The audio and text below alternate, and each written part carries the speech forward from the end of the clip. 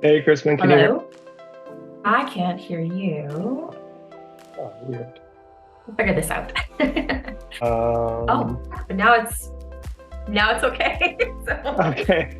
I don't know. I got the slickest little camera. Like I was gonna do a webcam. I'm like, we're reading all about that. I'm like, screw that. Let's just get like a digital, like a real camera. So I spent like the last week. My husband was away. He's the tech guy. So Yeah. I was like trying to read through all this stuff and set this all up. And I had it pretty much figured out, but I didn't. And then he came home and just was like plug, plug, plug, da da da, and it was good to go.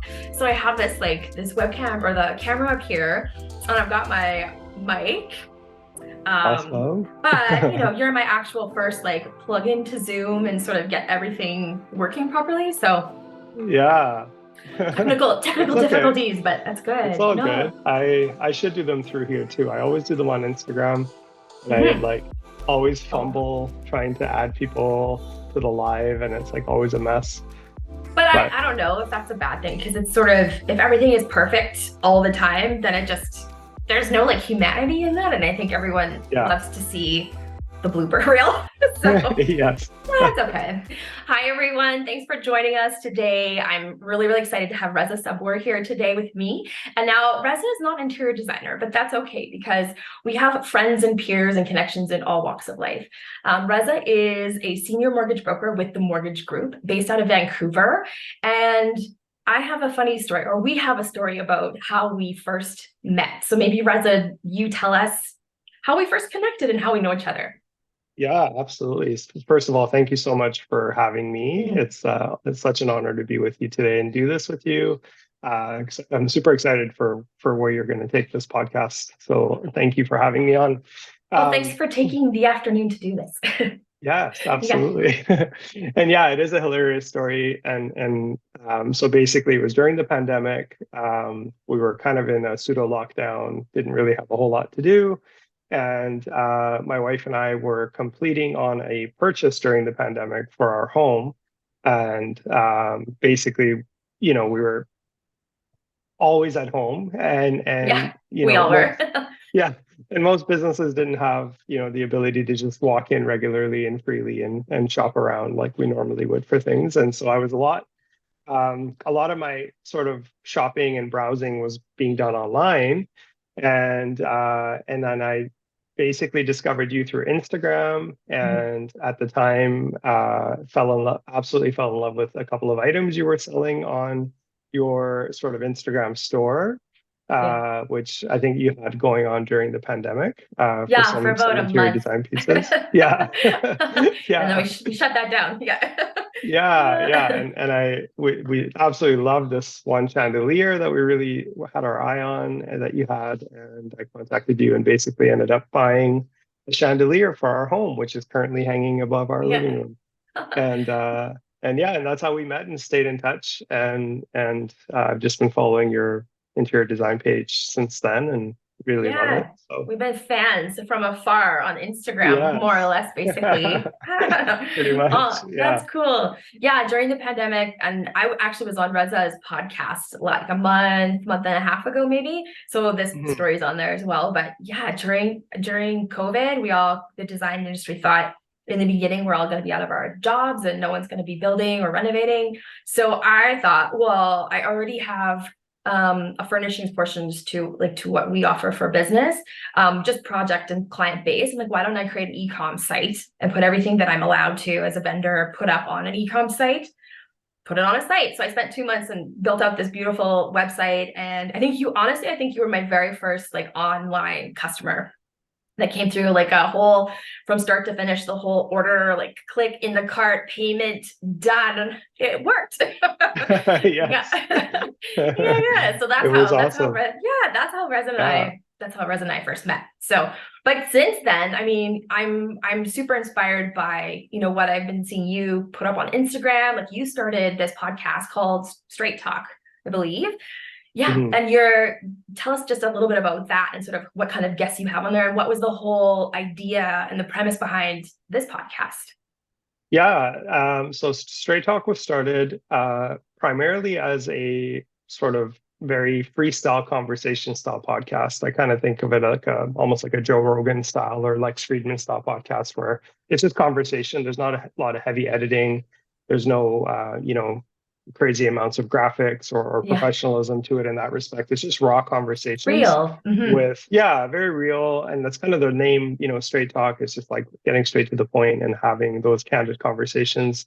And it's industry related for the most part. So we have, being in mortgages, I usually have real estate agents, or we have economists or futurists in terms of, economic futurists, people who are in the appraisal industry, lawyers, notaries, that kind of thing. And everyone talks about their experiences with the Vancouver and BC real estate market as a whole. But then recently I started expanding that, and I thought, well, why not start expanding it to other creatives that are, within the real estate sort of realm.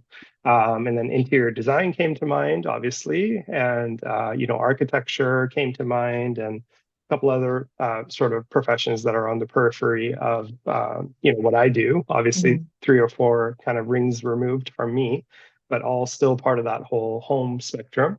And that started going really, really well. And even just in the last few weeks, I've started to kind of think about maybe even going even beyond that and just opening up the conversations to a whole wide range of things that relate to entrepreneurism, like just mental well-being, taking care of yourself as an entrepreneur, all the things that I feel like most entrepreneurs let go of when they get busy is self-care and, practicing any kind of downtime or all that stuff. So my last guest was actually a really well-known wellness coach and author who gave a lot of nice tips about how to sort of maintain your own level of sort of peace as you are exploring entrepreneurism and burning the candle on both ends all the time as an entrepreneur. Yeah. So that's a hard one. That's kind of the premise. Yeah, it is definitely a hard one.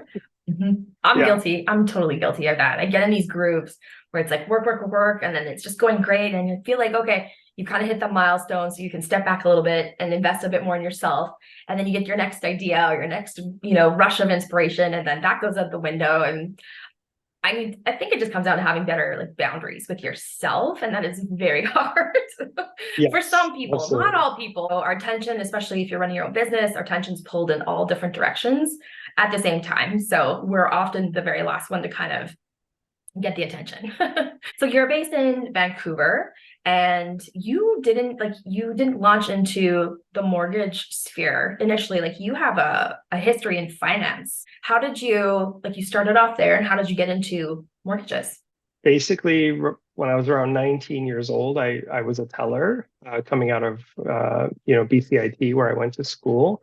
And so I was a teller and kind of going to BCIT at the same time, actually. They both sort of happened simultaneously. And I was studying nonprofit marketing management. I had a real passion for NGO work, which I still do. And the bank stuff on the side was really good because I was young. And at the time, it was a nice sort of professional job to start your career with if you wanted to have a job on the side of school. So I'd go to school at night and go to work during the day. And basically, it all started from that teller position. And then I just moved up all the way through the branch rankings, multiple different banks. I think I've worked at 4 or 5 different banks now over the last 12 years. Well, 12 years before the last 10 years, I should say. So I've been a broker for 10 years. Prior to that, I was in banking for 12 years. So this goes back, over Long 20 time. years ago. Yeah. So I'm 43 now. So I basically started when I was just turning 19. And it all started from there. I did every role within the branch, from, customer service to management. I dabbled in commercial banking, and then I, went back to residential investments. And then I kind of landed on mortgages, where I really felt the most comfortable and kind of it spoke to me. If I was going to stay in finance, I really liked helping people have home ownership and kind of helping them get there. And then 10 years ago, I breached out and left the banking world and just went on my own as a broker. And, now I work with over 50 different lenders across Canada as a broker, which is really nice. And and my passions really before that were always around nonprofit and NGO work. So had a lot of board experience where I've sat on several different boards of different charities. I currently sit on the board with a charity called the Homework Club here, which is part of um, it's a essentially a registered charity that's part of a high school that's in a very inner city community here with underprivileged kids. And we help them with tutoring and getting them scholarships and bursaries so they can go on to post-secondary. And Wow. that's always been a really big passion of mine as well. So yeah, that's kind of the background of how it all happened. But yeah, I've always been in finance in some way, shape, or form. Wow. And just hearing all that, it's like so apparent to me that your entire life basically has been like people focused, like people centric, like face to face, behind the scenes, setting up supports for other people. Just your entire career is just people focused. And Yes. that's amazing. That's amazing. And that little portion during our previous chat on your podcast, you brought up, the importance of people. And so when I was thinking about who do I want to talk to and would love to hear more from, and I'm inspired by, it was that nugget sort of that you shared during our talk, was the importance of people. And I was thinking, interior design's over here, mortgage specialists over here. However, dealing with and managing people, it doesn't matter where you come from. Those are skills that everybody needs to have. And there are ways to sort of create amazing experiences for the people that are doing business with you and even just your daily life. So I really wanted to chat with you and pick your brain a bit more about how over the years, you've established really great customer and client relationships, and what are the key things, sort of when you're approached by a new customer or someone looking, to purchase their home, what are sort of the ingredients that you infuse into that whole entire experience for them? So I'd love to kind of segue a bit into that, if you will, Yeah, and talk a bit absolutely. more. Yeah, talk a bit about, client management is sort of one thing, but creating really memorable experiences and lasting relationships so that when customers, go through the entire transaction of purchasing a home and they're done, and then maybe in a couple of years, it's time to move on to the next one, or they're ready to do a second home or a rental property and they come back to you, they're going to come back to you because you've established that relationship. So maybe tell me a little bit about, some of those things that you think are really important when building client trust and establishing good relationships with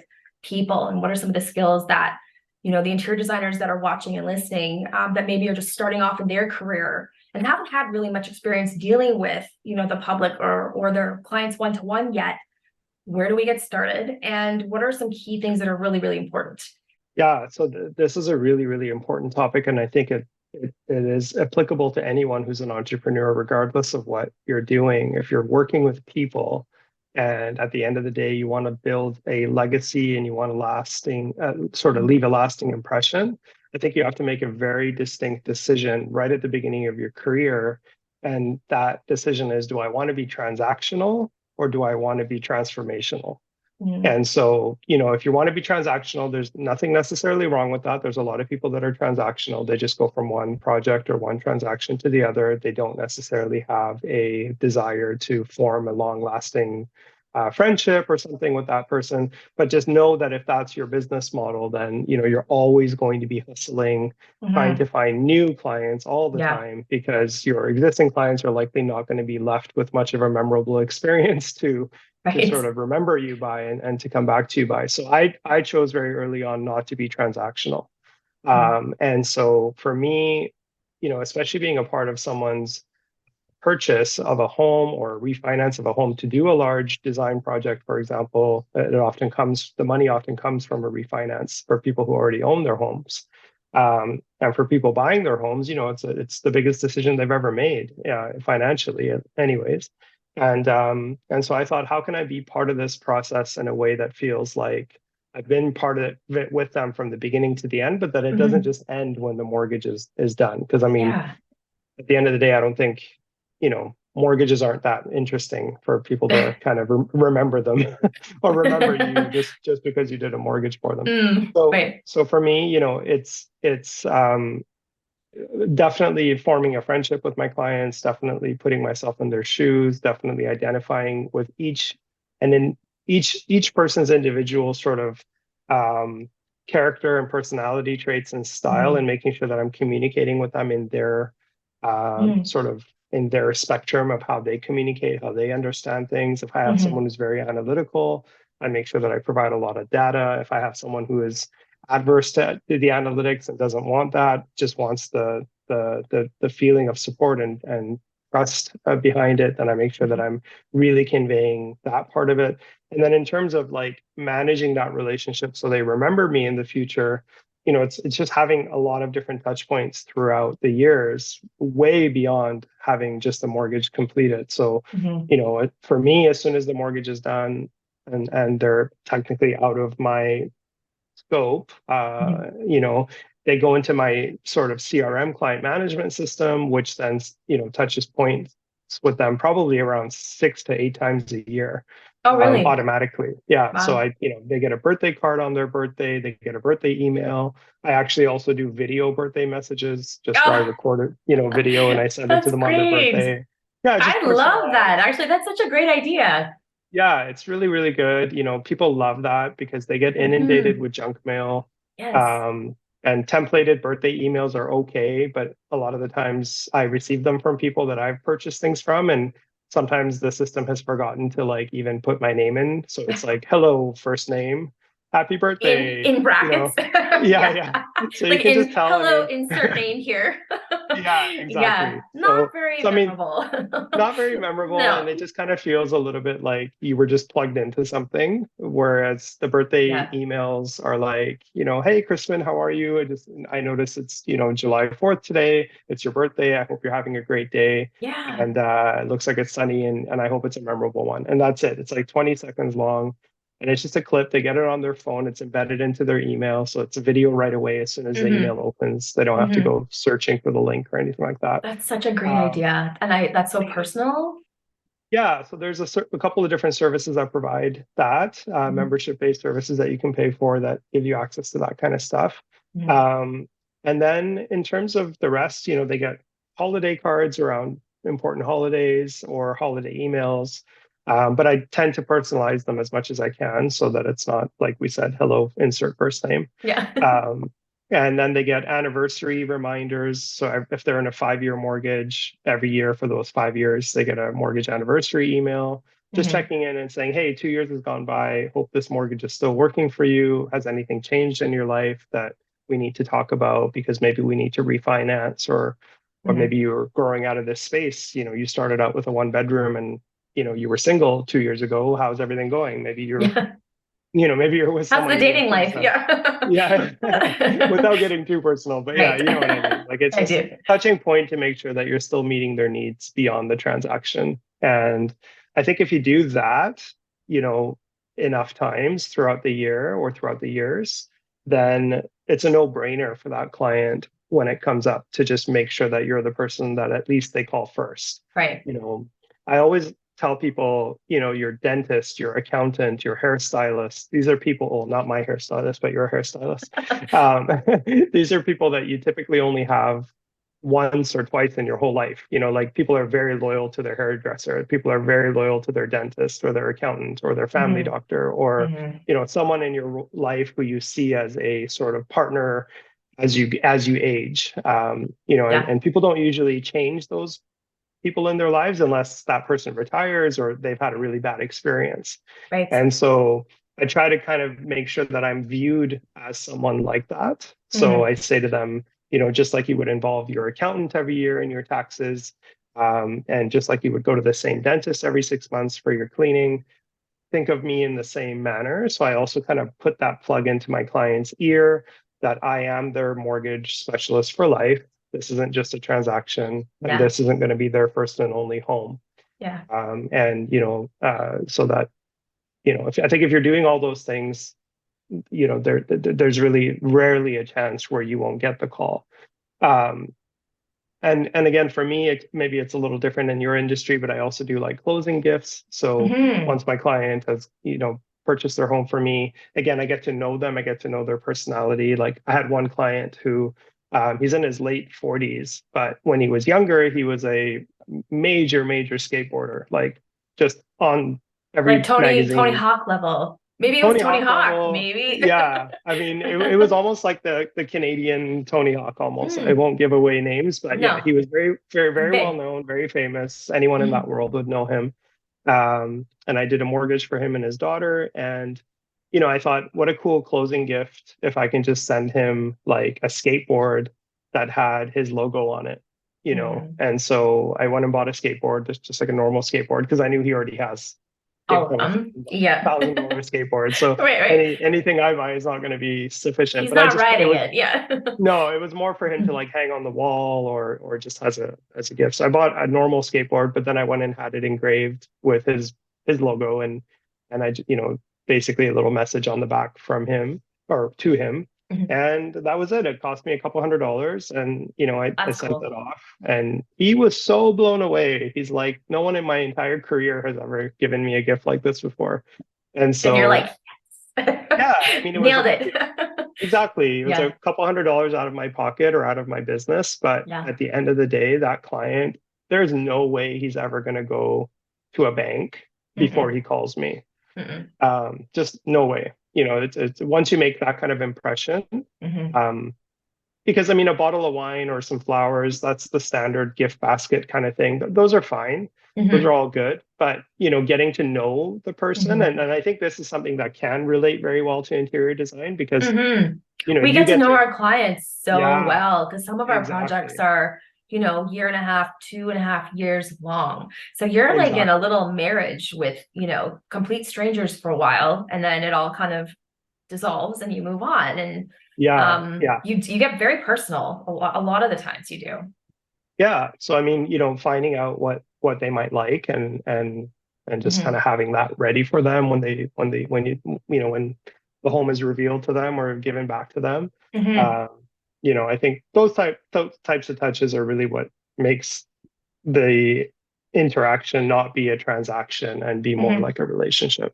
So, no, I agree. I love the skateboard thing. I think that's nice touch, Reza. That's really cool. I like that. I'm gonna have to find out all my clients, like what were their past passions and do something above and beyond. I've never gone that far. We've done different experiences or gifts or, but I think that would have been so cool, and really meaningful to the client too, because it's not just like you said, like a bottle of wine. There are some designers, depending on the budget and the home, and obviously, all of that plays into it a little bit too. But I know some bigger design firms that have almost like a party. So they'll kick the clients out of the house. Towards the end, they'll spend about 3 to 5 days, like finishing everything, installing all their furniture, their lighting, stocking the house with this is full service. Not every design firm operates this way, but some of them that I know, they'll stock the towels, the toilet paper, everything. Go spend, 3 days in a hotel client. They pay for it, put them up in the hotel, come home, and then they've got it's fully catered. They'll have all the major trades that worked on the project. They're all there to welcome the family into the home and have a reveal, and they'll video it, and they'll take the family through and show them their home completely furnished, and then they'll have a nice big party with all the people that were involved building this dream for this family. So if you have the budget, I think that's fantastic. That's really fun. We do it on a much smaller scale, small scale. We'll do a bit of that after everything's done and everyone is calmed down and stress levels are calmed down and everyone's, recuperated a little bit. It's not quite the way that some of the designers do it on the bigger scale, but things like that, I think, go the extra mile. And, people really appreciate that it wasn't just a transaction to you. Like they feel throughout the process, we try to make people feel super important, and that every client feels like they're the most important client, even when you have lots of them. But at the end of it all, it's like if they just feel like, it was wham bam and you're on to the next project and it just kind of fizzled out and they just, okay, well, I guess that's it. Like, we're done. They're not calling you the next time they have a renovation or a family member or a friend who, is looking for a referral. They're probably not going to pass your name around. So these little things, to establish that relationship and that connection and the trust, they're so important for long-term retention of repeat customers and repeat clients. And I think you can go out and, hustle your ass off to get new clients, but your best clients are your past clients. If they've had a great experience, right? They're going to come to you first. And then you don't have to work so hard to grind to meet new people constantly and get new people in your circle all the time. If you take care of the ones that you've already worked with, that's a fantastic pool to have for future work and for future referrals. So Yeah. 100%. Yeah. Yeah, Yeah. exactly. And most of my clients, I mean, after 10 years, I have a 40-60% swing. So like 40% of my business comes from realtors and financial planners. These are new Mm, clients coming my way. But I would say about 60% of my business comes from either existing clients coming back to me or mhm, referring their friends and family to me all the time. mhm. That's Um, amazing. which is amazing because they become your like sales team. You know, Mhm, once you nail it for one client and you go through all the things we just talked about and you mhm, end it off with a very memorable, very personalized, like let's say closing gift that really honestly touches them and they're like, wow, this person actually got to know me, got to know what I like, mhm, and then went and got that for me as a closing mhm, gift or mhm, wrote that in their birthday message or truly touched me, then mhm, that's one person that is literally out there for you canvassing business mhm. It's the indirectly. best advertising, you know? Yeah, Yeah. because that's what happens. They're Yeah. at Starbucks buying a coffee, they run into a friend who says they're doing a renovation and Mhm, they just mhm, can't wait to tell everybody about you when it comes up. And mhm. that's what you want. You want a client who just can't wait to share you with the world. Yes, I And, agree. and so that, yeah, it's just about nailing it in that Mhm. respect. What about like in throughout the design process, we go through like extreme highs and extreme lows with clients' personalities and their stress levels and sort of all the things like Yes. we are aware of, but there's all the things behind the scenes that we're not even aware of. And then they're largely financial. And they trickle into, how they're feeling and how a site meeting goes or a decision-making process or not making any decisions because they're completely paralyzed. Um, I would imagine, that you go through intense bursts of stress with people who are trying to apply and qualify for, especially now, qualify for mortgages and get the home that Yes. they're dreaming of. And how do you deal with these different personalities where some of them are, and some people just like are on another planet, and it's like we can just be like, okay, bye, walk away from them. We have to see it through. What are some of the strategies that you use to help kind of get people back down off the ledge to get to the end result and to the end goal? Because we're all headed in the same direction. So a couple of things come to mind on that one. Something as, and I'll start it with at the sort of easiest thing, I think, is even the language that I use when I speak to them or I email them is always referring to us as a team. Mm, So it's always like, hey, team, how are you guys doing today? This is what we need to do. And it's really what they need to do. yeah, But I always say, but this is it's what the we need we. to do. Yeah, Yeah, yeah, exactly. yeah. Here are the things we need to get going to get to the next step, and again, involving just as simple language tweaks like that Mm, makes them understand that I'm not just directing them by giving them orders of this is what I need or else you got to do this and constantly pointing the finger because people are stressed as it is. They have their yeah. lives, they have their jobs, they have got a lot going on in their kids, marriages, whatever that's going on for them, and using that language kind of helps a lot. I Mm, find makes us all feel like we're part of a team, and it sets the mhm, precedent from day one that this is a team collaboration. And so if we're stressed out, we resolve things as a team. And so that's number one. Number two is constant communication, and I can't stress that enough. At least in my business, mhm. Oh, one of my same. one of my mentors told me this years ago and said, even if you have nothing to report that day, let's say we've started a mortgage application and it's been sent to the lender and we're waiting for an approval, we're going back and forth. And maybe there's a day where I just don't have any updates for the client because the lender Mhm, hasn't gotten back to me yet.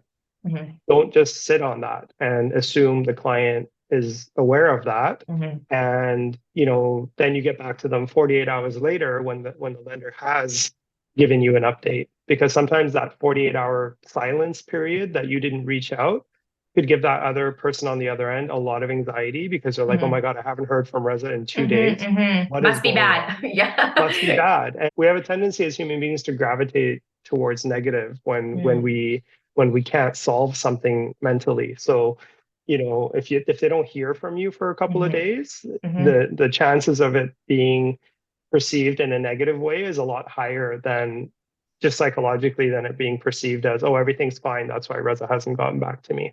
mhm, Um, you know, and so I literally email if I have a transaction that's in the process and we're just doing things in between, even if I have nothing to update them on, I'll still send them the email every single day. And I'll say, hey guys, just wanted to let you know, or hey team, just wanted to let you know, no major updates for today, but I expect to have another update for you tomorrow. I just wanted to touch base, make sure you're both good, and just make sure that you understand that everything is smooth sailing so far.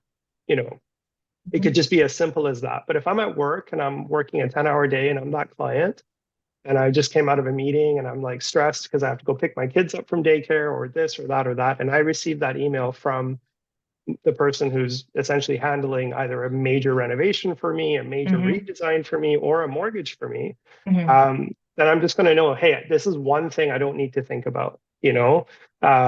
This person's on top of what they're doing for me, and they're letting me know every day that they're on top of it, and they're reminding me every day that we're on top of it as a team.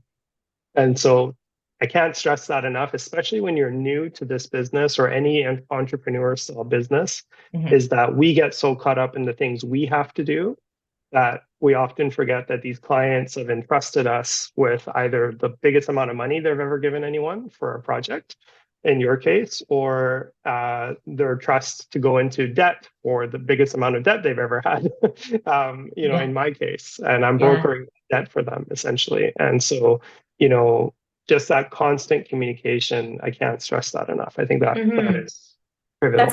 That's a good reminder. And I can think of actually no times in 20 years that I've had a client email me back and say, stop over communicating with me. It's annoying. Exactly. Exactly. Never hear if anything, it's like, thank you so much for the update. I really appreciate it. And it just it just builds that level of credibility that even if you don't know what you're doing 100%, it's the communication, right? And it's the investment of time into that person, and managing their expectations. And it goes so far.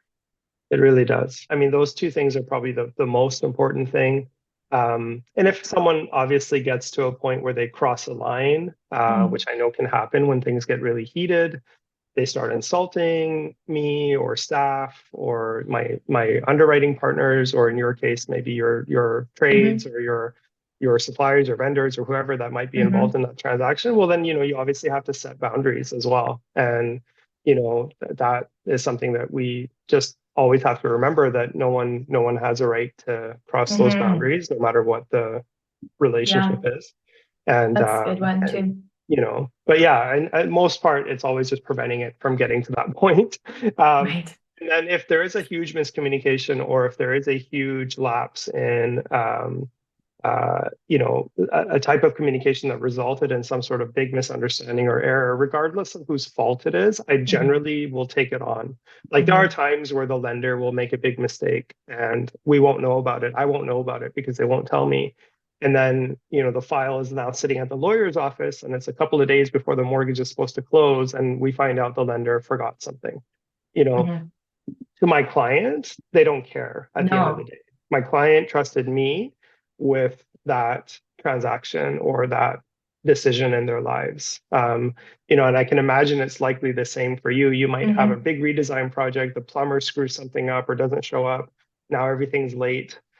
Maybe the people that are coming after the plumber are now late because they're waiting for the plumber to do it. And, and it just snowballs. It snowballs, and you could blame the plumber all you want, but at the end of the day, the client's going to be like, well, I don't know the plumber, I know you. And you recommended the plumber, so even though you're not installing my toilets or my sinks, I'm still mad at you because it's your guy. Exactly. And even if we know that that's not our fault, even if we know that it was completely out of our control, and I'm not saying to take it on and be like a martyr for the client in that respect, but it's to take it on in terms of at least taking on the fact that you hear them, you see them, you sympathize with them, you empathize with the fact that there's been a delay or that there's been a mistake.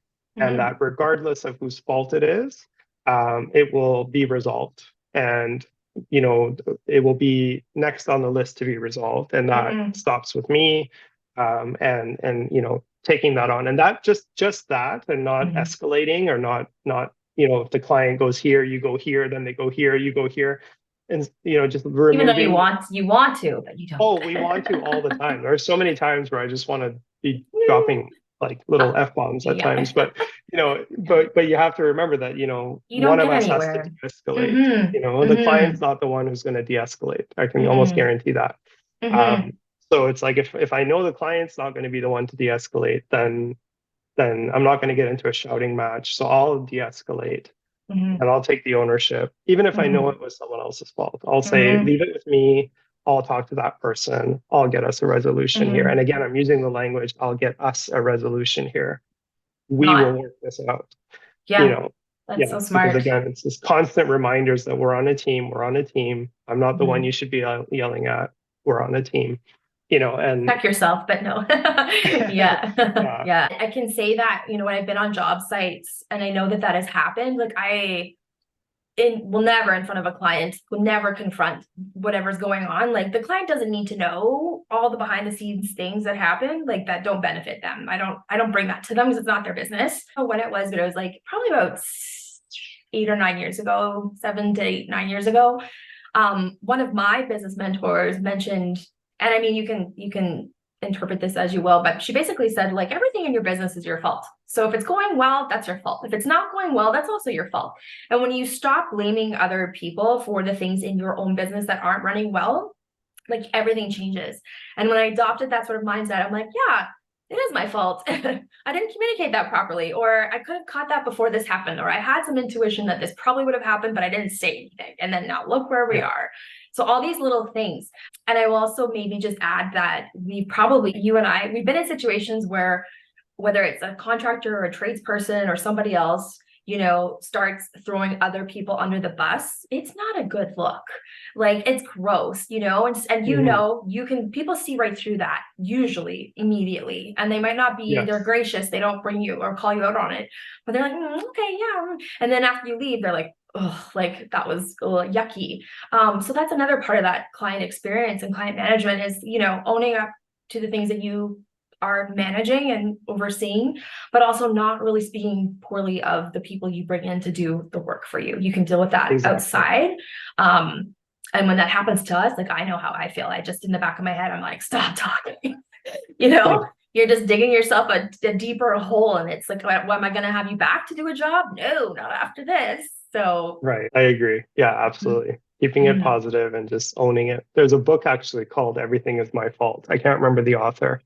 Um, but it I like gives you it. that mindset of like, if you just adopt that mindset, you start making changes so much quicker than the Mhm. time we waste looking for who to blame, So true. or the time we waste just trying to battle our ego to admit that we could have maybe had foresight to do this or do that.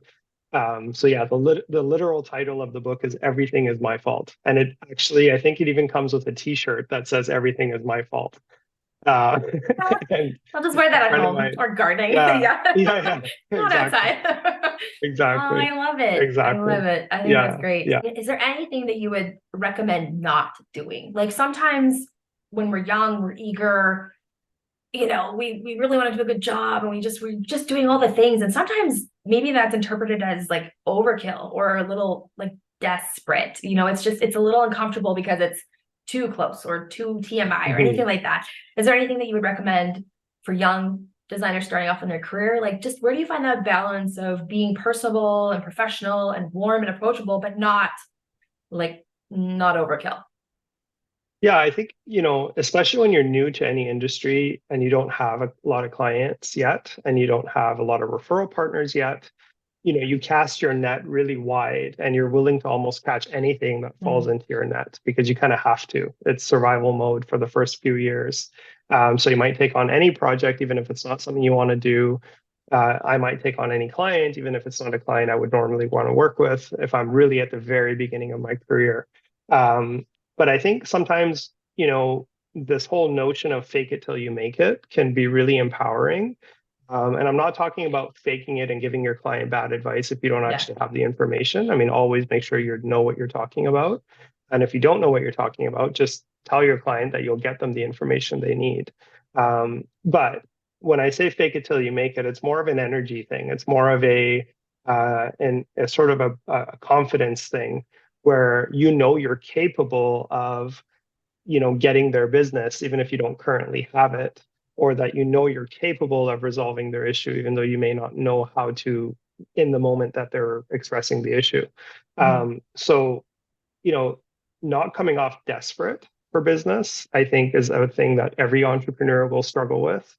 I know that in my times where I'm really slow and business has really fallen off a cliff for whatever reason, I might give off feelings of like, oh my God, I need business. So, I'll start calling my referral partners, and I have to be very careful how I present myself on the phone or in a meeting or in a Zoom or in person to not sound like I'm so desperate that I'm begging for their business, but that I'm just, again, I'm the professional, I'm still here, just wanted to let you know, the market's a little slow. So I thought it would be a great time to reach out and update you on some of the changes that have happened in the mortgage world.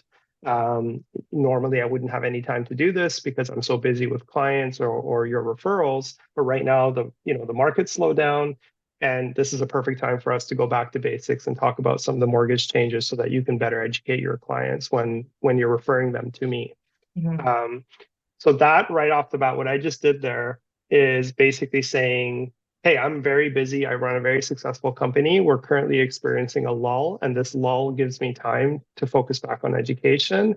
And so I'm calling all of my referral partners, and I'm just having them go through an exercise with me where I'm going to update you guys on all the new things that you need to be aware of so that when you refer your clients to me, that's going to be a good referral.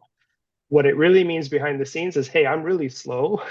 I haven't had a mortgage fund in a while, and I'm calling you because I need business. But I'm not saying it that way. And there's a very big difference with how you communicate that message when you're brand new. And so when you're a new designer, and you're comparing yourself to the bigger designers out there, and you see them, they have projects all the time, and maybe you don't. I think that's a really good opportunity to go back and not be like overkill, calling everybody and just kind of giving off that desperation. That you're open to work, that you need the money, that you need this. Like I literally walked into an open house one time years ago where, and my heart went out to her, but I thought it was just such poor communication. There was a realtor who was in an open house. Nobody was there. I walked in and I kind of just browsed and walked out. And as I was walking out, first of all, she said she didn't say hi to me at all or anything when I walked in. So I was like already kind of put off. Yeah. As I'm walking out, she's like, oh, please come back. I'm a single mom. And I really really need this sale. Right. No. And I thought like, well, my heart goes out to you as a single mom, but I've been in here for 20 minutes and you haven't even spoken to me once. And then on my way out, you're kind of like, giving me that desperation. The guilt trip.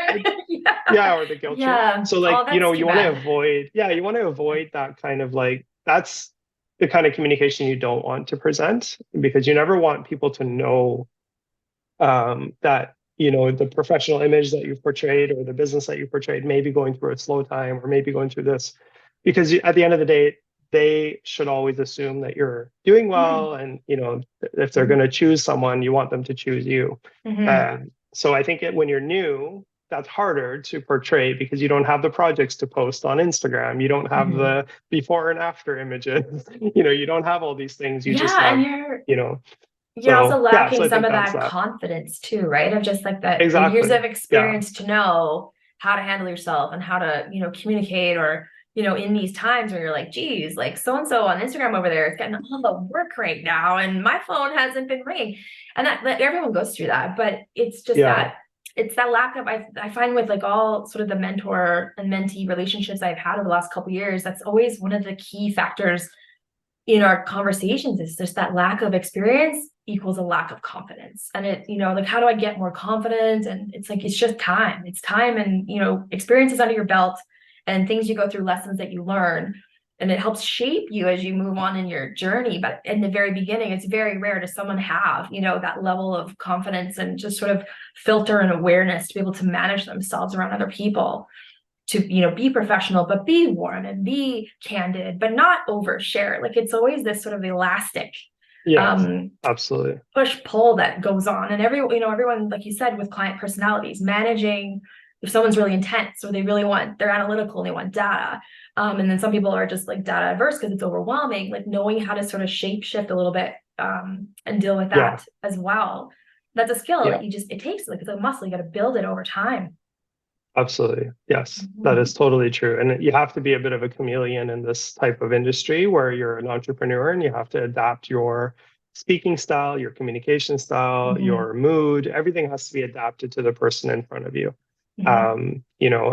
And then to your question of how do you not overkill, it's really that. If you're transactional, then you're going to be cold calling, and that's you're going to be doing all those things that are perceived as overkill. But if you're relationship based, it's always advice, it's always checking in, it's always how are you doing, it's always I was thinking about you, it's always a touch point that connects with the heart first and then the business second. And if I receive that as a client on the other end, it's like, wow, that person is really thinking about me. Or if I'm a new designer and I've had a couple of conversations with a prospect, but they haven't called me back. But Mhm. maybe in those first couple of conversations, I got to know a little bit about the style or their dream home, the vision of their dream home. I might basically find an article or find a design palette or an inspirational idea that I thought maybe they might like, and that might Mhm. just be a reason to reach out and say, "Hey, nope, Hmm. I I was know we thinking of talked a couple you, of and yeah. yeah, I know we talked a couple of months ago. I just happened to be online and I saw this really cool that Mhm. kind of resembles something we spoke about, and I thought Mhm. I'd just send it to you as inspiration. Have a great long weekend." You're not asking Mhm. for anything. Mhm. You're not pitching yourself. You're not asking for anything. You're not ending the email with a call to action, like, call me if you want to get this done. Yeah. You're not doing any of that. You're just saying, I was Yeah. thinking about you. This Yeah. design reminded me of something you mentioned over the phone. And you're almost indirectly saying, regardless of who you work with, I hope this Mhm. inspires you. Mhm. But I guarantee you, your competition is not doing that. Mhm. So, if Mhm. I'm going to now go ahead and go on with that project, guess who I'm going to call first, Mhm. right? I love And that. I love that. yeah, I feel I hear a lot of the times, like in our industry, we're so guarded with our ideas. It's like our IP is how we make money. Like we create tangible, livable things out of thin air, and it all comes from up here. So I think sort of like the old way of doing design, the older generations, like they don't share anything. They don't want you to know any of their secrets. It's been very guarded. And I think this is why I'm so passionate about Design Life Inc. and going forward with what I'm doing is because I love sharing what we're doing and inspiring and hearing other people. And when you open up, other people open up, and it's the law of reciprocity, I think, happening. I think it's so important because, starting off in any industry, like you don't know what you don't know, and you don't know a lot actually. So that yeah, sort of like sharing and, giving things away for free never hurts your business. I found, like, if anything, it just boosts your business authentically, and wanting, to see people succeed, wanting clients, the best for clients, like you said, even if they don't end up hiring you, but they've had that really good connection. You've wish them well with whoever they decide to go with. And it might not even just be because they don't, it's not that they don't like you, but there's some other designer or the project that they worked on, or through a friend, it's a connection. You never know, like, right? But just that's mhm, the sort of approach of, not sort of trying to like snatch that job and get that job, but like hear about the job and is it a good fit? And then, like you said, if you find something online or on Pinterest, it's like, hey, you guys, like, this just inspired me and it made me think of you, and that's it. So little things like mhm. that are just, great ways to be genuine and like genuinely invested in somebody, whether that comes back to you in that client or not, it'll come back to another client. So Exactly, mhm. 100%. Well, I think we can kind of wrap this up. I think we've been talking for about an hour. Yeah, that's awesome. Is there anything, like, you as a younger person, what did you wish you would have known that you know now that would have helped you when you were first starting out?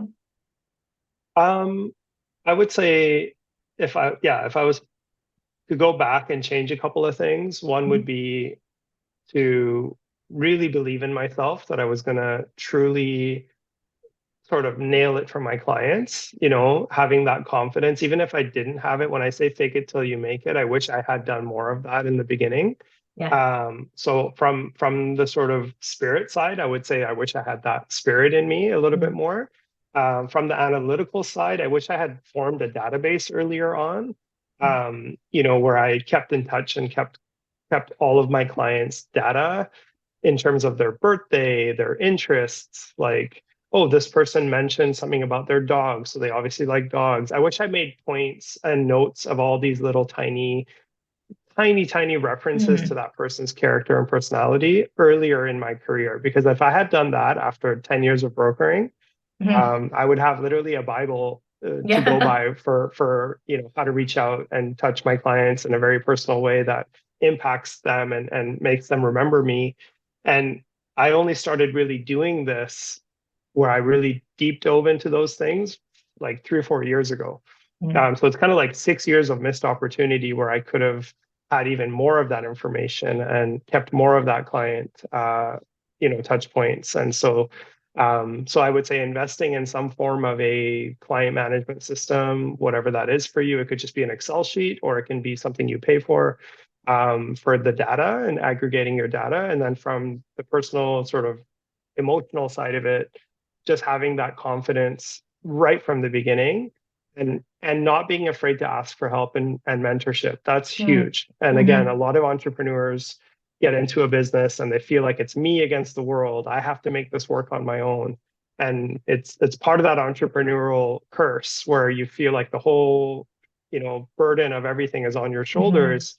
Whereas it doesn't have to be, there's nothing wrong with shadowing a bigger designer and just asking them, hey, I'm happy to sign something with you that says I don't steal any of your clients or any of your ideas. I just want to learn.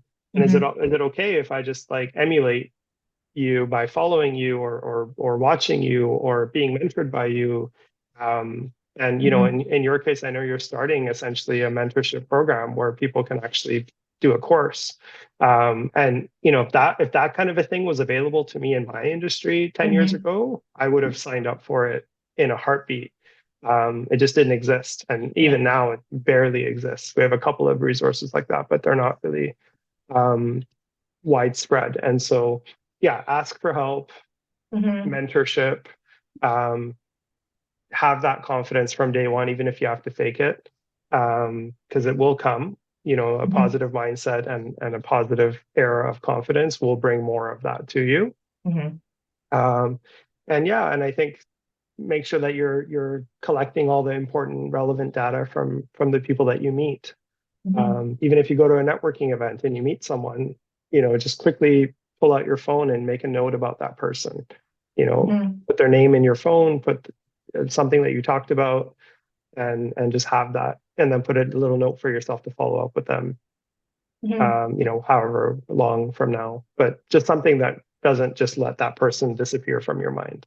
Because everyone's a connection point. You never know through, the baker that you met at a networking event, has a family member that wants to do a project or wants to build a house, or everything is connected. So that's important. And as an entrepreneur, you're always selling. Like, it's important to remember that you are always working, even when you're off, even when you're on vacation. Even when you're at the grocery store, even when you're sitting in a waiting room, you're always working because you are your brand. And as you said, the baker that you go pick up your, pastries from for a picnic that you're about to go to might need someone who requires your services. And it's just something to always keep in mind. It's very different than someone who's 9 to 5. Perfect. All these nuggets, these nuggets of wisdom, gems. Thank you, Reza. I really Thank you so much for have enjoyed our conversation. Tell us where we can find you online and on social. Absolutely. My Instagram handle is Sabour Mortgages. So SABOUR Mortgages. That's on Instagram. And in terms of email, it's just reza@sabourmortgages.com. And my website is also sabourmortgages.com. So it's all pretty simple. But definitely, follow social. I'm very active on social. Again, we have our podcast as well. I'd be happy to talk to anyone who has any questions about mortgages, for sure.